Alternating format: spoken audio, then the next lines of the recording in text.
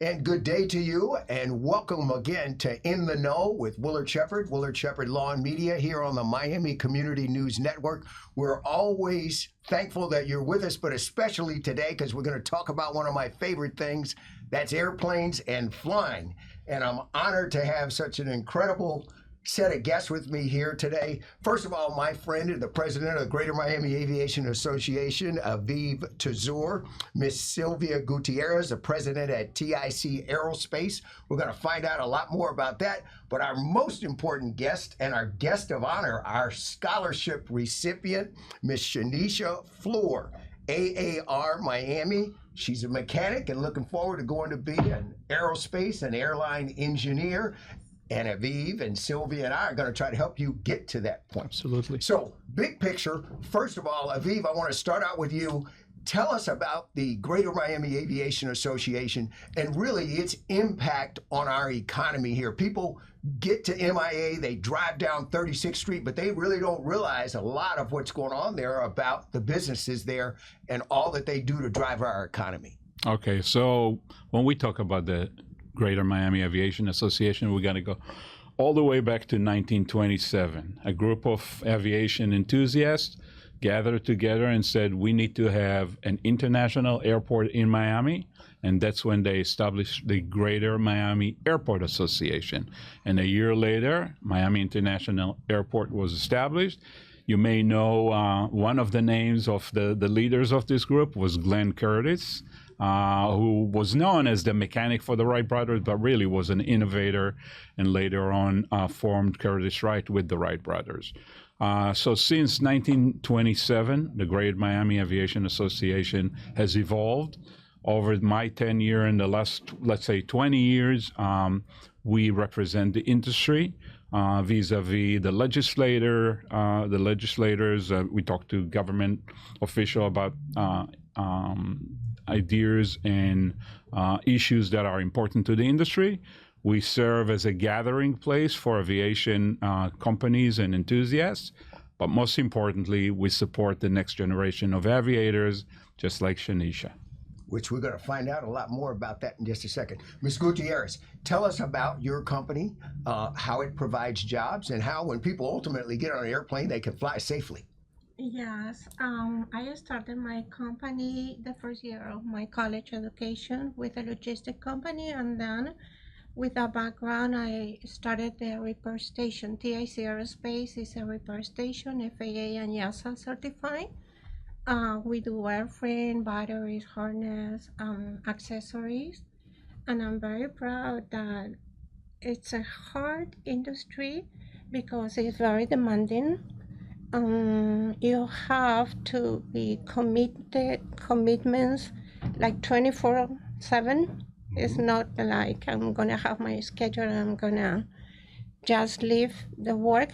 Your mind is always keeping like be prepared in improving and be better in quality, in safety, in procedures, and be in compliance with the regulations, and also train the personnel so they may be also following the procedures and growing their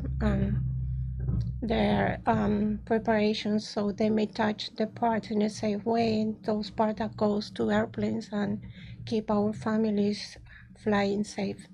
Speaking of that type of training, Ms. Fleur, tell me a little bit about what you're doing now, but then the exciting news that Aviv gave you not too long ago. Okay, so right now I am a aircraft mechanic, but later on in the future I am thinking about becoming engineering for airline. And he just told me that with me being in this scholarship program, I am able to do it. I am able to afford it and do it. Tell me what brought you to aviation in the first place. Wow. So okay, so I'm from the Bahamas, and my mom used to work with the Okay, so I'm from the Bahamas, and my mom used to work with one of the first female captain of Bahamas Airline, and I always wanted to be like her. So at first, I wanted to become a pilot, but then eventually, I got to know more. I got to know more information about the maintenance part, and I fell in love with it. It was very hands-on. It was like every day was something new, and I loved it. So I just stick with it. Now, tell me a little bit about your responsibilities and what you're doing right now today.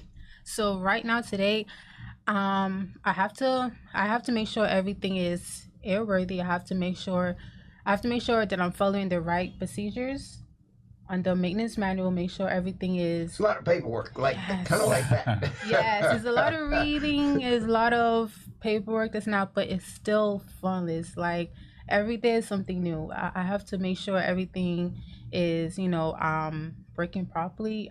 I have to troubleshoot stuff like that. It's interesting. And I So like it. tell me what kind of airplanes you're working on. So right now I'm working on Boeing 737-700, 800, 900, 900ER, and That would be extended range for our non-flying friends. yes, and once in a while Airbus. But yes, those are the aircraft I work on now. Okay. Ms. Gutierrez, take us behind the scenes, the kinds of work she's doing. People drive across 36th Street, or they just go to the airport and get on the airplane, and they kind of look out over on the north side of the ramp there and go, I see a bunch of airplanes parked out there, but really don't know what the heck's going on. Take us inside the types of operations, the things that you do.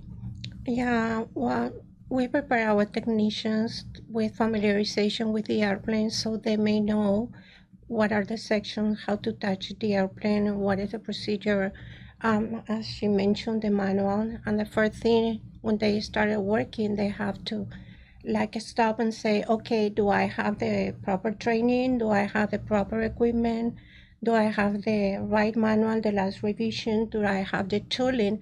Okay, if I have everything, okay, start working on the job that is assigned to work. You have the job card, your task card, and what is going to be done in the day. I'm very always I always think that there is a challenging work because doesn't matter if it's a sunny day, if it's cold weather, humidity, whatever. Yes. It's oh my gosh, it's very hard to work in the line if you're Yes. doing a work in the line. Especially here in South Florida. Oh my gosh. Yes. If there is a rainy day or yes, but they are beautiful workers. Admire each of them, the dedication and the responsibility that they have. They know the responsibility and the procedures as well. I want to ask both of you, because something Aviv and I are constantly trying to do, and especially me on the military side, is to get more females interested in aviation. Yes. And not just going to fly, but doing the things that you all do. Tell me about your outreach for that, and you're certainly an example of that. And what are we doing in those areas? And I'm sure that both of you have some stories that you can tell. And remember, we have a audience for families here about things that have transpired along your journey. Yes, where I was born, there is some schematic that they said that there is women jobs and men jobs. And when I was passionate about aviation, they was like, why do you like men jobs? And I was like, I don't feel that it's men jobs. It's something that it's in my heart, that it's my passion. I feel attractive to this, and I want to do something special. I want to do not the common things that everyone, when they started a company, I want to do something different. And I felt that this is my proper industry. I want to grow up in this industry. Mm-hmm. What are your thoughts about, and I'm sure you've had some things that have happened along the way that you can share with us about going into this, but then walking out on the ramp, and there are in many places very few women, or you're the only woman out on the ramp. Yes. Okay. So, growing up in the Bahamas, like I said, I wanted to become a pilot, and then I told a lot of people, and a lot of people was like, "What about a flight attendant?" And I was like, "No, I'm a pilot." And then eventually, I got into the maintenance part, and honestly, it brings me joy to see females in this field, because it shows that men can do it, but also females can. Like, it's not just men, also females can, and it honestly brings me joy to see other females in it, because it's exciting. Like, it's very exciting just working on a plane, and then when you're done, you see it take off. Like, it's amazing. Like, it's very exciting. Well, you know, both of you are setting a great example for those to follow behind you. I tell this story about my law school classmate who's a captain over at American Airlines, 737 captain. And a person walked up to her one day and basically said, "Oh, well, where are you working on the flight?" And Captain Heller said, "Oh, you know, I work in the front." They're like, "Well, no, you know, you're not bringing me a bottle of water or whatever." And she's like, no, I just work in the front. So after the flight, Captain Heller was standing in the doorway when the passengers were exiting, and the person came by and said, "I thought you said you worked in the front." And she said, "I do, the very front."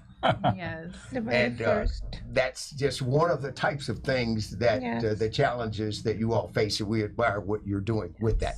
To that point, Aviv, to provide the scholarships and open doors from people of all backgrounds, all races, all genders with this, tell us more about our scholarships at the Greater Miami Aviation Association. I know it's one of your favorite days of the year, not too long ago, where you were handing out, you're basically doing a great job where it's Hanukkah and Christmas all in one day, and you were the leader in all of this.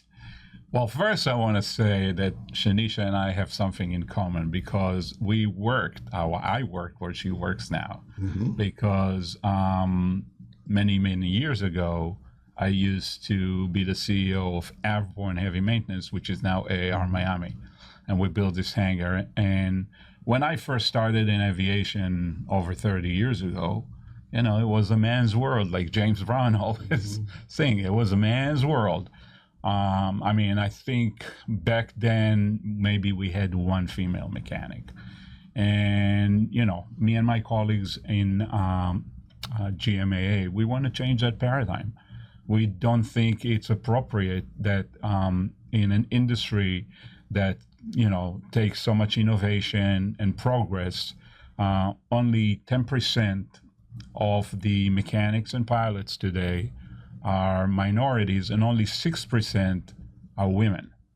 Okay? We are 50-50. Actually, women are more, there are more women than men in this world. We need to change that paradigm.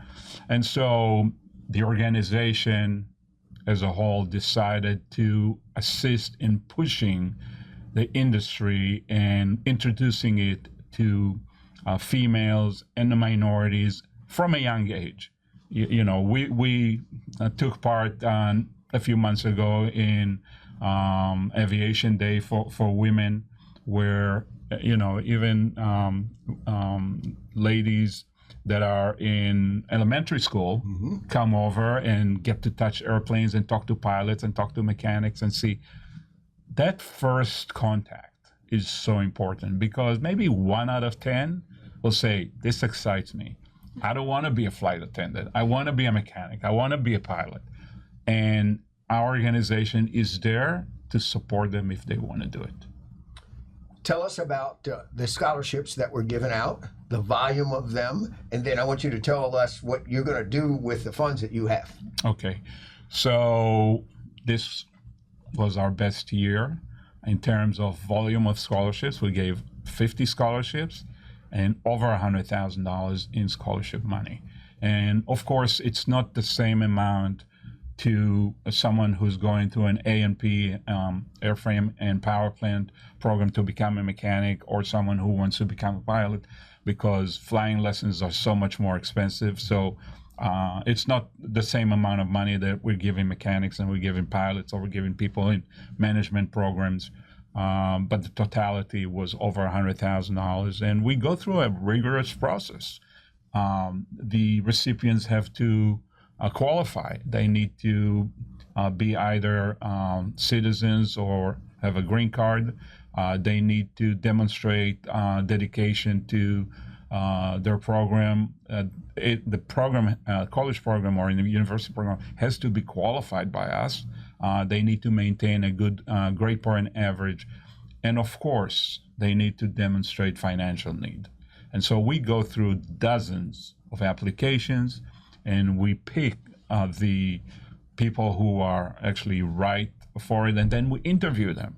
So we spend a day or sometimes a few days interviewing them. We want to hear your story directly. And then we sit down and we make our final decisions. And glad we picked you as one of our recipients. So tell me about your scholarship and what you're going to do. Okay, so I did got my scholarship, and I finished Baker in July, and also I was able to finish Baker debt free because I got the scholarship, and now that I'm done with Baker and everything, I'm able to study for my power plant license, and now move on to the next chapter of my life. Awesome. What does this mean when you see this? Oh my gosh, we have no words. It's touching hard. It's something very special for me. More special because I lived that. I had to work at the same time that I have my company, and it's very hard. And we as women, we don't want to keep aside all the other areas in our life. We want to keep being daughters, to take care of our parents, if we're married, to take care of our family, or mothers, and it's hard. It's very hard to keep to pay for our education. I feel that it's not fair. That if someone have a dream and they need to study, they want to complete their education, that they can afford it and they have no help. Here, the GMA is, I love the GMA, the group of professionals, our president, they work very, very hard to increase the number of scholarships every year. And it's the main goal. Everything that we do, the lunch activities, the gala, everything that we do, it's thinking on growing that number, and that they change the life of students, the families that are represented with each of the students, and of course our aviation industry that needs a lot of mechanics, a lot of people in the aviation industry. Aviv, Ms. Gutierrez talked about our event that's coming up, our gala, that I want you to have the opportunity to tell and educate more people about. But in the big picture, we see this big panoramic view here behind us that Rachel has set up for us, and showing all that Miami is now. Yes, we have the largest cruise port in the world in terms of passengers, but the people, most of them, need to fly here before they can go get on the ship, and all of these other things. I just think many people don't realize the gigantic impact across our community that our aviation businesses actually put into our community to provide so many jobs. So first of all, talk about that, and also the opportunity that I'm sure the organization wants those in the aviation industry, but those that benefit from it, hotels, all types of businesses, to be part of this. Yeah. Well, 1 out of every 4 jobs in South Florida is tied to the aviation industry. Sometimes it's tied directly. You work for an airline or an MRO or distributor, but indirectly, there's a quarter of every job at least in Miami-Dade County, is tied to aviation. The Beacon Council, who I know you know very well, 25% of their assistance and job creation goes to aviation. So it's the lifeblood of South Florida. And in and around, let's say, the Tri-County, we have at least 500 or 600 aviation businesses. And again, it's very versatile. I mean, there's so many different aspects of aviation. And so we set to support the industry because, the pandemic really accelerated the retirement of many of the old guard, if you will, out of the industry. And so there's a huge void. Who's going to fill that void? So hopefully Shennisha, her classmates, people that go into some of our programs in the universities will do that. We need new blood. People say that maybe in the future we're going to see autonomous flying. We're going to see airplanes without pilots, but someone's still going to be in the control room Correct. managing everything. I don't think in commercial aviation, maybe on my side, military aviation, we're already doing obviously a lot of some of those things, but I don't think the day will ever come when you board a commercial flight where there are not people at the front of that aircraft actually in control of it. Yeah, and Willard, I want to say to young people or parents that are watching this show, this is a great career. Aviation is a great career. And, you don't have to be a college graduate to have a great career in aviation. Shennisha, in a few years, as you progress in your craft and in your profession, it's not unforeseen that you're going to make six-figure salaries. Okay? It's a great profession. It's a great industry, and we should encourage our kids to participate in it. Awesome. Tell us about the event coming up where we want people to participate and join and get all on board. We're gonna have our gala. I want to see everyone there. It's very important. And also, I always see as a good opportunity to have other business all in that event to share about it's once a year, to share about how was a year and to have fun together. And the most important thing that we are growing the number of scholarship participating in the gala. It's good, like having fun and increasing the funds for more scholarship is a good and noble. And Aviv, give us the details. Yeah, so October 26th at the Marriott Harbor Beach in Fort Lauderdale. And let's talk about the award recipients because they represent, what we have in our industry. So our Wright Brothers Memorial Award will go to John Holmes, who is the big boss of AAR. We're going to have the Juan Tripp Award, and that's going to go to Peter Cerda, who runs IATA for the entire Latin America and South America and the Caribbean. We're going to have the Glenn Curtis Award, and that's going to Kevin and David Vale. Not only they've built an amazing company in aero accessories, but also they have pledged $500,000 over 5 years in scholarship money to the GMAA. And then, as you know, we have a special award, which is going to be the Lifetime Achievement Award, and that's going to go to our commander of Southcom, General 4-Star General Richardson. And then, last but not least, we have the Rickenbacker Award, and that's going to go to John Zuba, who have built an amazing parts trading company in Dassey.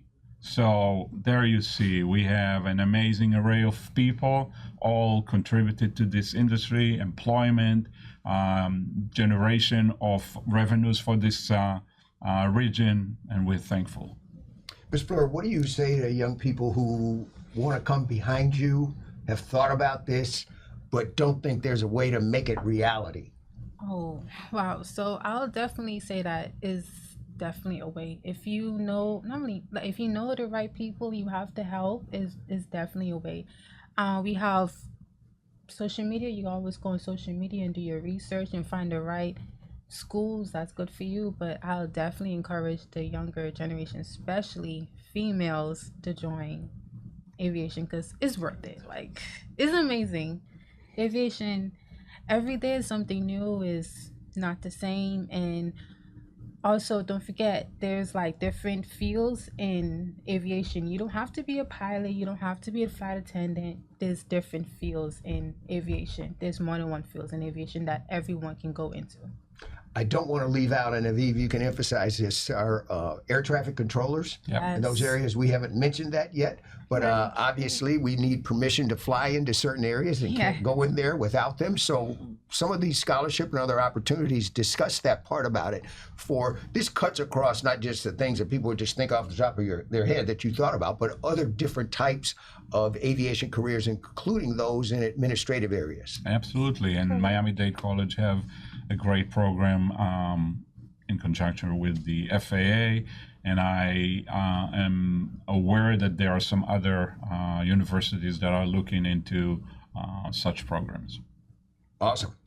Before we leave and we want to wrap up, we want to let everyone know that on Friday the 20th, there will be a program at Opa-locka Airport that we're participating in, and I'll be out there for the Air Force Academy as well. At the hangar there, we expect more than 3,000 students from Miami-Dade County. But across the board, aviation opportunities, the Safe Flight, Miss Vivian Roberts, who is putting this on many years now going back, and it's one of the largest events where you and your family can come out there and walk around and kind of touch and feel a few airplanes and find out about all of the opportunities. So as we go around the table, final thoughts. What's the final thing that you're excited about here soon? You're going to head back to work when you leave here in town. What are you working on today? We all are. Yes, we have to. I'd say the final thing is my generation definitely get into aviation. Is worth it. By the age of 30, you can retire if you want to, because it's a lot of money in the field, but it don't have to be pilot, flight attendant. It's a lot of fields in aviation that you can join and you can retire early. It's a lot of money, it's just a lot of experiences. It's very fun. We're very proud of you, and it's great to meet you and hang out with you. I think people, it's when they meet the individuals that are working on their aircraft and they don't think about that, and they go, they can actually, attach those two together. It makes people more comfortable getting on an aircraft. I'll ask you, do you have a person or something that ran across who was a roadblock for you at one point, and now it's no longer a roadblock, and that motivates you? Or you have too many to name? Yes, a lot. And I'm grateful also for the opportunity as a woman, because it's always open. I have faith, and it's always an open door and the opportunity to fulfill your dreams. I invite everyone that, as you mentioned, it's a lot of opportunities and fields. You may work in quality control, you may do in quality assurance and management. There is no new technologies, new materials. If you dream in building and manufacturing also, aviation industry is a huge industry, and you may dream and do and never quit, and keep dreaming and keep following your dreams. Awesome. Well, we're very proud of both of you, and you as well. Aviv, tell us where to find the GMAA for those who now want to come on board, participate, help, and provide more scholarships like Miss Fleur, and in the bigger picture, be part of all the aviation industry means to South Florida. Well, the first thing I want to say is that we're very fortunate, the three of us, that we're sitting here representing the aviation industry. We're three immigrants, okay, that came here from different backgrounds. And we've all made our choice to have careers in aviation. Now I'm a little older than these two, okay? But, the future for you is going to be amazing. And at the GMAA, we strive to support people like Shennisha and other students who have those aspirations and dream to become aviators. So go to gmaa.aero and find out all about our scholarship program, about our activities, about our luncheon program that runs every month, and we're happy to assist you in any way we can. And Connie will get all of the information out as quickly as possible. Well, thanks to each of you for coming. Hopefully people here realize when they just see an airplane go by at FLL or at MIA or FXE or any of our other airports here in South Florida, that this is really a joint aviation project with all of us in our entire community. And thanks for being with us. Thank you. And thanks to you for being with us on In the Know. And we'll see you next time here on the Miami Community News Network.